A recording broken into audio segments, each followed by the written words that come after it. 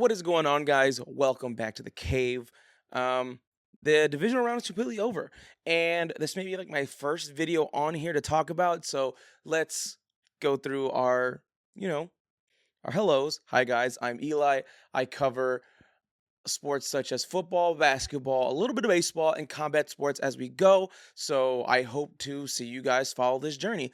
I do cover the 49ers with any news or just anything I really want to talk about with them. I cover the Warriors. I do cover MMA. I cover boxing, so on and so forth. So if you guys want to come to the cave, this is Casual Cave Sports. Let's get to the video at hand. Okay, so with the San Francisco 49ers being kicked out of the divisional round, I can finally say, man, what a ride. This team was resilient as all fuck. This team, through all adversity, has shown they are capable of winning games. This was a well coached team. Shout out to Kyle Shanahan. But there are some problems going over this with the incredible loss 41-6 of the divisional rivals that is Seattle Seahawks. First and foremost, give the Seahawks their credit. Incredibly run D, incredibly run everything. This was an amazing display of just pure dominance. What a way to go. Congratulations to them. I really don't care who wins. I won't be watching the Super Bowl because I don't feel like watching a game where the Seahawks or the Rams should be in the Super Bowl. But, anyways, I'm here to talk about that. I'm here to talk about the 49ers. Now, I know what a lot of people are going to say in terms of this. This was, despite all injuries, you know, they were injured. What did you expect? I expected a lot more. I'm going to be completely honest with you. This team has been resilient to any kind of Super Bowl contending team we've seen all season, to the likes of the Bears. Not any starters. Still won that game in a nail biter against the defending Super Bowl champs. Nail biter, won it. They have shown time and time again when they lock in, Kyle Shanahan is on his P's and Q's. It just will show any time of just a really great performance. And you didn't get that. The only people that looked like they really wanted to win was Brock Purdy and Eddie Pinedo. And shout out to them. Brock Purdy, as much as he had a not so great game, he tried to extend those plays and just tried his best. And one of the looming problems I will talk about in a minute because I haven't pulled up here broke my heart a little bit to see that face he made when they told him he was going to sit out for the remainder of the quarter. But anyways, this was just piss poor. Nobody looked like they wanted to win. Schemes are all out of the way. And what did you expect out of that? But after everything, I'm still happy with this team. You went 12-5. You should have been a top 10 pick, to be honest with you, and yet you still figured out a way to win. That is my optimistic going into this future. But there are things we need to talk about. Kyle Shanahan's piss poor play calling within this entirety of the game. Barely any motions. There was just, it looked like he literally just gave up, and I just didn't like that. And I just talked about it in a video I have on my Instagram, which you guys should follow. I talked about how he's a better coach than Sirianni. And I do think he's a better coach than Nick Sirianni. But also, I just believe he just got outcoached. There's no excuses to that.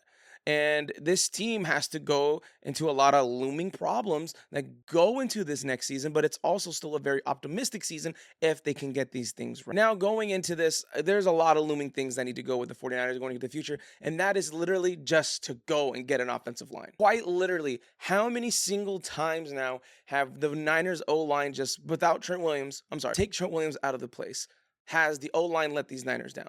Let's just date all the way back to Brock Purdy's rookie year. A sensational rookie year, but it was ended due to the fact that his O-line could not protect him. Now let's go to the year after. They go to the Super Bowl. Going into that Super Bowl, they were ranked 28th, meaning Brock has been playing with a D shit tier list of a fucking O-line, and yet, but he still doesn't get any leeway. All these other quarterbacks, such as Patrick Mahomes or a Josh Allen, I do believe Purdy has proved himself to be a part of not maybe the top 10, but flirting with the likes of the top. They don't give him that much of a cushion. Hey, he's doing good, but he just has a bad O-line. They do that with him when they lose the games. No, it's just purely on Purdy.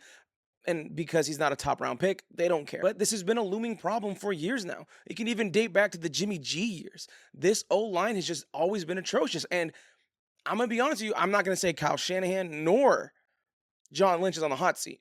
But if they do not draft anybody or get anybody good within the offensive line realm this upcoming season, the next 2 years they might have to be on the hot seat, because you can't just think talent on defense can win you this and then everything else around the offense can work besides that O-line. You need to get Brock Purdy help, and that is exactly what that should be a priority going into this draft. No more drafting defensive players. Get your defensive players in the offseason, in the free agency, and I think it can go well. But you have to develop the O-line. Trent Williams is no longer going to be there. He probably has maybe one, maybe two more seasons before he calls it up. Time's ticking. Now, another big looming problem we have now, I do think it's a now problem, is the lack of wide receiver talent.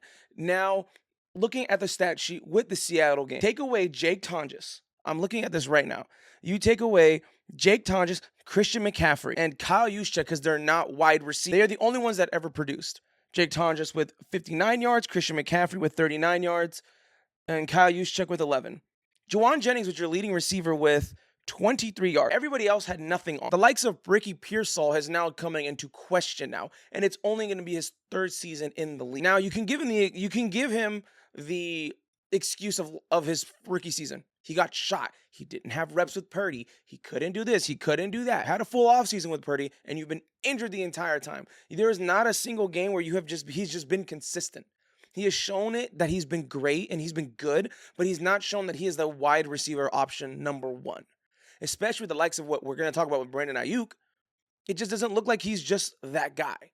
You do have to give Ricky one more season, but I do think my doubts is I don't think Ricky's going to be a 49er. I think they're going to let him walk in his free agency. I don't think they pick up his 50-year option. But also, he just hasn't shown the consistency of what he needs to be. And then now you have the likes of Brandon Ayuk. He just bailed on the team for no reason. He was dumb enough to void $20+ million from his contract. And now it is shown within his void contract, the Niners, I think post June, they can void him for less money, but if they were to do it prior to the June 1 deadline of it, I think they have to eat $30 million in dead cap, so I'm pretty sure the Niners are going to probably look something after the first to either cut him or trade him, and hopefully at this point there's still some type of trade value within Brandon Ayuk. There is some dumb team out there like that wouldn't work with us. We'll really keep him in shape. So who really knows with the Brandon Ayuk saga? But as of right now, I would much rather take the post-June deadline, just for the main fact is you get that year with $8 million dead cap, and then the next year $24 million, and it doesn't really hurt you that much, and you get them off the book. So in all honesty, I don't know where it's going to go, but you do need to get a wide receiver. Whether you have to go trade for a big name wide receiver, go do it. It's not like you haven't thrown away first-round picks before for great talent, so why don't you go do that? Maybe go get a Richard Jefferson, because it looks like he doesn't want to be in Minnesota. Package deal. I don't know. But the receiving just needs to do something, and it needs to change immediately. You can't rely on Ricky to not be dependable. George Kittle now has a huge injury that you don't know if he's going to be this. But overall, the receiving has to change, and I don't know where it's going to come from. Now, the last thing I'll be very optimistic about within this year is the fact that I do believe John Lynch and Kyle Shanahan look at this season, look at the players that they have, look at the players that stepped up when they needed to, keep them within the starting positions, or even just being second strings. But I do think there's a lot of talent out here that really showed out. I do think the likes of Upton Stout really showed up. I think some Marquise Siegel did show points of improving within his game. I think he's only going to get better, especially if the likes of Jair Brown may not be there, or even Malik Mustafa, if these guys are going to end up, going to be within trade conversations. I don't know. There have been rumors of certain type of trades going with the Malik Mustafa, but I don't really know.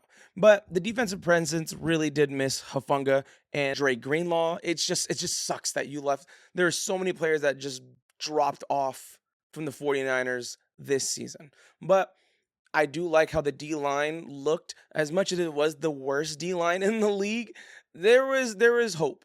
I do hope the likes of Michael Williams come back and he's a lot better. He was getting to being really good halfway through the season. I do think the Niners defensive line woes would have been very subpar if Michael Williams was still in the lineup.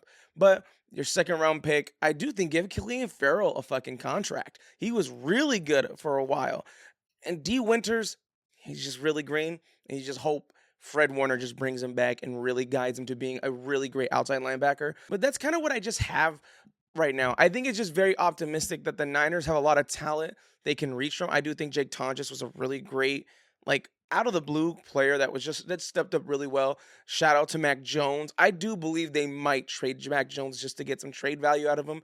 But for the most part, I don't know what's going to happen with Robert Saleh. Is he going to take another job? Please just be like Steve Spagnuolo and just stay for a while. Throw money at him, goddamn. But those complimentary picks do kind of work in the Niners' favor sometimes.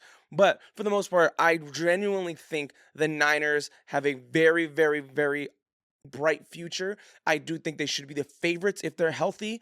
And in all honesty, this season was great. I do think this season had its up and downs.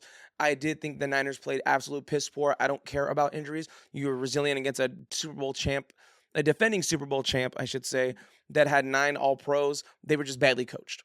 And you faced against a team that was really good at coaching. But overall, what do you guys think? Niner faithful, what is the number one need? Because also, I will have a thing about you fake fans out there that are talking about firing Kyle Shanahan and John Lynch in the next video. But with that saying, I hope you guys have a fantastic day. Make sure to like, comment, and subscribe, and stick around in the cave. This has been Casual K Sports. See ya.